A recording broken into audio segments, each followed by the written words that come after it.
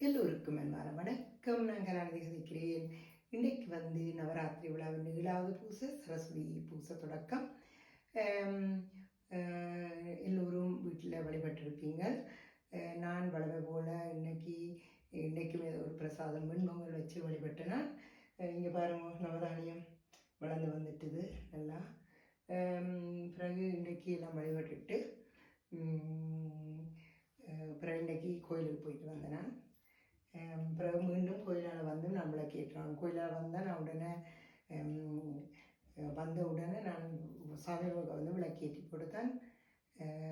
மிச்சம் உடுப்பு மாற்றினா என்னென்னாலும் ஸோ இது விளக்கேற்றினேன். பிறகு நான் புத்தகங்கள், நான் படிப்பிக்கிற புத்தகங்கள், வேறு நான் வீணை இப்படி சாமான்கள் நான் என்ன பாவிக்கிறேனோ அதெல்லாம் வச்சு வழிபடுறேன். நான் சரஸ்வதி பூசைக்கு அப்படியே வச்சு வழிபட்டேன்னா. ஆனால் சரஸ்வதியை நாங்கள் எங்களோட அறிவு பெறுகிறதுக்கு வேறு நாங்கள் என்னென்ன தொழில் செய்கிறோம், இல்லாட்டி என்ன எங்களுக்கு விருப்பமான விஷயங்களை நாங்கள் பயிற்சி பெற, எங்களுக்கு அதுக்குள்ளே திறமை வர்றதுக்கு, படிப்புக்கு, இப்படி எல்லாத்துக்கும் வேண்டி வழிபடலாம்.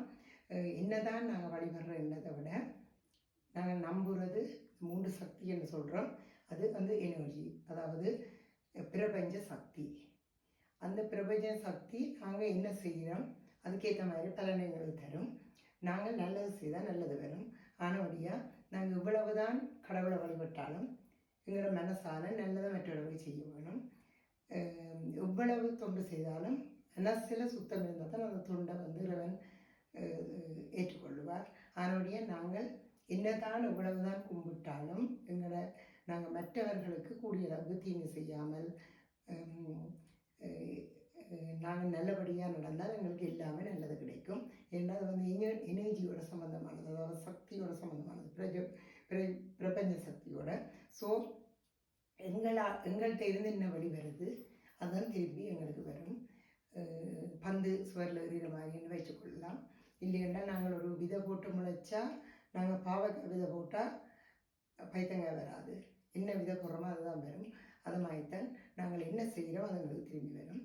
அதால் தெரியாமல் செய்கிற பிள்ளைகள் இறைவனால் பொறுத்து கொள்ளப்படும். தெரிஞ்சு செய்கிற பிள்ளைகளை நாங்கள் தவிர்த்து நல்லது செய்து பாசிட்டிவாக நடந்து கூடிய அளவு மற்றவர்களோட நேர்மறையான சிந்தனையோட நேர்மறையான சொற்களையும் பேசி வாழ்க்கையில் முன்னேறுவோம். அப்போ அந்த சக்தி எங்களுக்கு எப்போவுமே எங்களோட இருக்கும். அந்த பிரபஞ்ச சக்தி எங்களுக்கு நல்லதை தரும். அப்படி உங்கள் எல்லோருக்கும் இந்த 3 சக்திகளின் அருளும் கிட்ட